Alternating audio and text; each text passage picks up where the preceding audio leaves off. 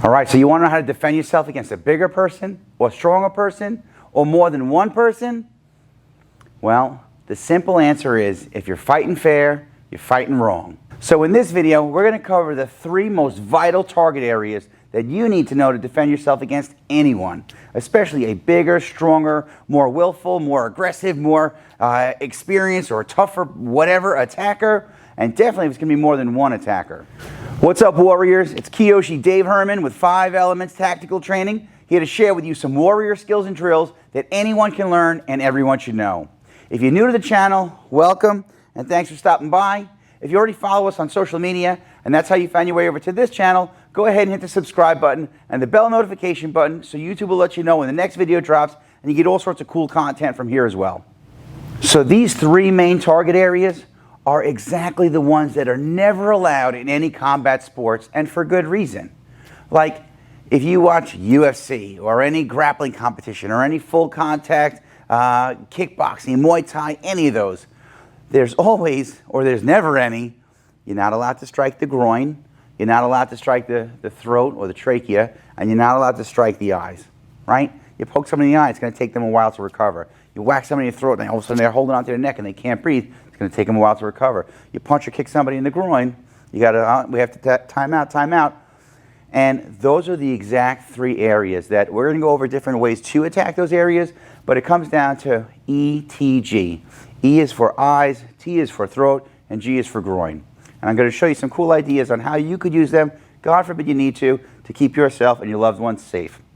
So let's get after it. One of the reasons why the eyes is such an easy target or such an effective target is, 1, of course, we need it to see. 2, it hurts when you get poked or whacked in the eye, or you ever like hit yourself in the eye accidentally, like, oh my God, and you need a little bit of time to recover, and especially that you can't see while that's happening. But the most important part is that it's an area that no matter how big or strong somebody is, they cannot develop muscles to protect the eyes, just the eyelid and that skin. There's no push-ups or anything for that, right? So even when you put your fingers kind of close to somebody's eyes and they flinch, you could still get a hold of their head or push on their eye, even with their eyelid closed, and still inflict pain. Maybe not permanent damage, which I hope you wouldn't want to do that to somebody. You just want to kind of like stun and run. You want to like distract them long enough maybe to hit one of the other target areas also, or crack them with something and take off and just get yourself out of there and get to safety. So there are all different levels of strike in the eye. Like there's punching somebody in the eye, there's palm healing somebody in the eye, there's like, depending on which techniques you know, there's really so many different ways to do it. The most common way, especially, remember that this is for beginners, right? And for people like, I don't know karate or jiu-jitsu or any of that stuff, and that's cool, that's fine. But for somebody who doesn't know that stuff, and it's just like, man, I just need some stuff. My daughter's going off to college. What could I show her or teach her? If somebody was trying to hang on to you and you just kind of put your finger in their eye, and I always teach it as like you want to tickle their brain, right? So think of how far the brain is past the eye, right? And that you'd have to have really strong fingers to make that happen. But either like Captain Insano shows no mercy, whack them in the eye. 2 fingers to the eyes. This way, grab their head. I prefer to, anytime you put your hands on somebody, you should be trying to inflict some sort of pain on them. The main things are going to be like either poking the eyes, clawing the eyes, raking across the eyes, or grabbing onto somebody's head. Like in soccer, you grab the ball when it goes out of bounds and you do a throw in, grab their head, and using your thumbs to kind of almost like pull their eyeballs out of their head. Now, when it comes to like poking and stuff like that, which we have a video on pressure points coming up a little bit down the road, anytime you're trying to like push on a specific area to get a desired result, we go back to the analogy of a pencil, right? If I took a pencil and I go like this with the eraser, it's annoying, but it doesn't really hurt. But if I flipped it over and I used the sharpened point and I did the same thing, man, I'm going to need some Band-Aids, right? So you don't want to push on their eyeball with the flat part of your thumb. It would still work, but the better result would come from grabbing and using the points of your thumbs to dig into the eyes, okay? If you were going to like strike the face where you want to just mash the nose and get the eyes, that's okay. If you were like just clawing and fighting and you were going to try and rake down, again, I don't want to claw I'm not petting the face. I want like a tiger's claw to like rip their face off and dig into the eyes the best that I can. Now Bob, he's a good helper, but he doesn't really fold his arms around, even from a headlock position. Can you see me down here? If I reach up and I reach into his face, sometimes we go from under the nose, and we have videos on these things coming up as well. But a great spot is the eyeball itself, even the socket above the eye, to get in there and use it to kind of like pain compliance technique. You put your finger in somebody's eye and their head's going to go back. Another analogy I always use with my students is the idea of, you ever get on an elevator and you push the button and the thing doesn't light up and you're like, damn, button's not working, and you start pushing on it? Well, that's the idea. Push the button, okay? So whether you're going to punch or rake or claw or whichever, grab the head, even if it's with only one hand, they've got a hold of you, and you're either going to put your finger through the eye into the brain to tickle the brain, grab the head, grab the hair, and dig your thumb in. Anytime you have the opportunity to attack the eyes, it is a great, listen, I'm a police officer. I deal with some pretty crazy people, or crazy people on drugs, or even more crazy, and there's no foolproof thing that's going to every time work on every single person. But you learn the techniques that have the best chance of helping you out, especially if you're a beginner and you don't know a whole lot of stuff. E is for the eyes. Always try your best to attack the eyes. The next one on the list is T for throat or trachea. So here's an area where eyes, throat, and groin, they're all areas that you can't really develop muscles to protect, right? Now you could see some big muscle-bound football player, wrestler, steroid, juiced out, hulk of a dude, right? And he'll have big chest muscles, big shoulder muscles, big neck muscles. Some of these don't even look like they have a neck. But in the middle of all that is their trachea, right? And again, there are a lot of different ways to attack the throat, but no matter which one you choose, they could have the strongest chest, the biggest shoulders, the thickest neck, but there's nothing that's going to protect, there's no muscle to protect that area.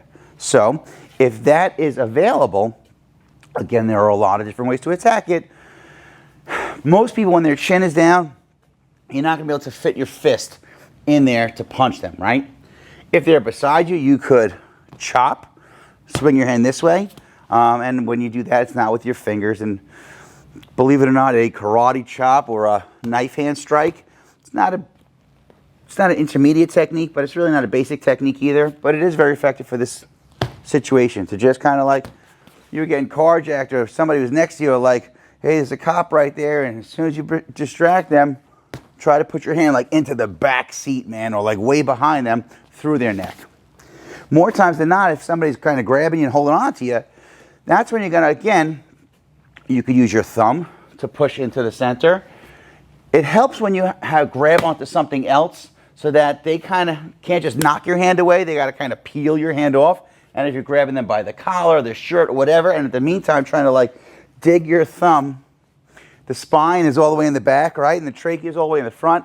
I'm trying to put my thumb to the spine through the trachea. So if it's on the side, there are pressure points on the side that are very uncomfortable for a lot of people, not all people.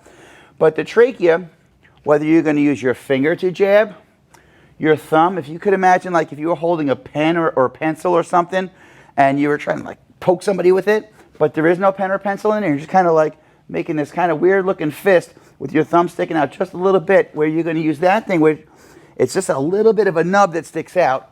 And that's what you're going to, it hurts a little bit, even to myself. You could use that as well to attack. So if there's a way to strike it, you want to use something that's skinny, that's going to fit in there. More advanced is like, it's called a ridge hand. This way, this way, this way, this way, this way. T is for throat. If you had to use an object, just remember, there's no bone there either. It's just cartilage, and you could really hurt somebody. So it's not with the intention of like, you're not trying to kill somebody, right? You're trying to stop them, get them off you again, to stun them so you can run. We call it stun and run, okay? T is for throat. All right, and G is for groin. And groin is the nice word for right between the legs, straight up the middle. And I'm a guy, and I've been hit in the groin plenty of times by accident, on purpose, and it is very uncomfortable. And now I'm not a girl, but I've been teaching martial arts long enough that I've seen plenty of women in the dojo get struck in the groin as well. And I don't know if it feels the exact same way, but it's clearly uncomfortable for them too.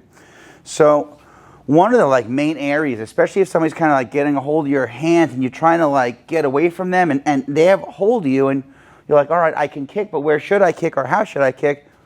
Man, right between the legs is you know, everybody learns that one growing up. One, because it works. Two, because it's relatively easy to strike and easy to reach. And three, even if you try to block it or there's no muscling through it, right? It's one of those other areas that no matter how big or strong somebody is, that's an area that you could strike that will break their concentration. I always say if you want to get a man's 100% undivided attention, grab him by the testicles and squeeze as hard as you can, and he'll be focusing on nothing except for you. That being said, there are so many different ways to attack the groin. In fact, all of our self-defense skills, whether it's like you get trapped in a bear hug, one of the first things is, well, how can we hit the groin? If you're in a headlock, again, he's got you trapped, you know, how do I reach from behind and strike the groin? Or from the front, how can I strike the groin? Because it's one of those like breaks their focus and takes their mind off of the thing that they're doing. So it gives you an opportunity to like seize the moment, seize the opportunity, and turn the tide so that you can defend yourself and again escape. So as far as kicking techniques, obviously somebody's like, you know, if they're facing you, straight up the middle. So if I'm pulling and trying to get away and my weight's on my back, like it'll probably be from my front, just take my front leg and swing up. If it's kind of like we're wrestling around and they're kind of pulling me where my weight is on my front foot and my back foot is light on my back foot, then it's going to be a kick or a knee strike. If they turn sideways and you're trying to pull away, well, now you're going to kind of swing your leg like a hinge. It's a roundhouse kick, and the form with all this stuff is really of very little importance. What's most important is that you kind of just get in the habit of learning how to flail and strike the groin a lot. If you hit them once and it doesn't work, hit them again. If it doesn't work, hit them again. If you're going for the groin, they drop their hands. Now we're going to go for the eyes. They go to cover their eyes. Well, then we're going to strike the groin. And we keep moving back and forth and back and forth. So remember that when striking the groin, it doesn't matter which hand, which foot. It's going to be when everything is going totally nuts and you're like, oh my God, freaking out type of thing. You're probably not going to remember a whole lot of that stuff anyway. The thing to remember is like, hit him in the groin, hit him in the groin, hit him in the groin. Like, what can I do? So like you're kind of wrestling for your backpack or your pocketbook or your whatever. Hey, give me that. Then use your rear leg, right? If you're a little bit closer and they're kind of, your weight is on the back leg and you can't, then it's your front leg. If you're really close and you're wrestling around, oftentimes it's going to be a knee strike. If they got you by the hair and you're kind of like fighting around like this, you might just take your hand and punch to the groin, slap the groin, grab the groin, whatever you have to do, again, to like, you want that, oh, get him off of me, reaction. Hey, and that's great. Yeah, I'll get off of you when you get off of me, buddy. And then you run. If somebody grabs you from behind, of course, you're always looking to either with a knife hand, a hammer fist, a back fist. Again, which technique really doesn't matter. What really matters is just that you think, strike the groin or grab the groin, rip the groin off. And again, you're going to get their undivided attention. Then we go into headbutts and a whole lot of other techniques. But the most important ones are always going to be attacking the eyes, attacking the throat, and attacking the groin.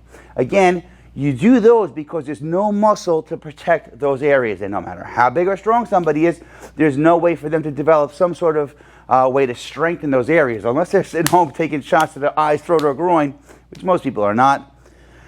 Always understand, though, there are some very willful and crazy and scary people out there, especially when hopped up on all sorts of like drugs or whatever, that you might try some of these things and you're like, oh my God, even this isn't working. But you are always trying to do statistically what has the best chance of working in the most amount of situations, especially if you're learning this as Crash Course for Self-Defense 101 purposes. All right, so quick review. E, T, G. E is for eyes, T is for throat, and G is for groin. It doesn't matter how you hit them. We've got plenty of other videos on, 5 basic punches and 5 basic blocks and 5 basic kicks, and you can watch those for some ideas on how to do some very basic techniques. But right now, all you're thinking about, whether it's going to be poking them, grabbing them, scratching them, pinching them, hitting them with something against a bigger, stronger, more advanced, more willful, whatever, like a person dominating you type of attacker, or more than one person trying to hurt you, and you're like, oh my God, what do I do? Remember that if you're fighting fair, you're fighting wrong. And all the exact areas that you're not allowed to use in combat sports for good reason are the exact areas that you should be looking for street self-defense purposes. So again, whether you're poking, scratching, pinching, trying to tear out the eyes, trying to chop the throat, punch the throat, grab the throat, pinch the throat, pull the throat, punch, kick, elbow, knee, slap, pinch, grab the groin, whatever you got to do. Remember, your safety comes first. And your first priority, you are your first responder. So if you find yourself in that scary situation, whatever you got to do to get out. If you're fighting fair, you're fighting wrong. Well, if you made it this far and you like what I'm teaching and preaching, go ahead and give me a thumbs up and like this video. If you're loving it, make sure you hit that subscribe button. And if you got to have it, make sure you hit the bell notification button so YouTube will let you know when the next video drops. If you're really digging it and you want more, you can find us on all social media platforms at 5 Elements Tactical. Well, it's all I got for now, Warriors. So until our paths cross again, pray for the best, prepare for the rest. I'm Kiyoshi Dave Herman with 5 Elements Tactical Training. Thanks for watching.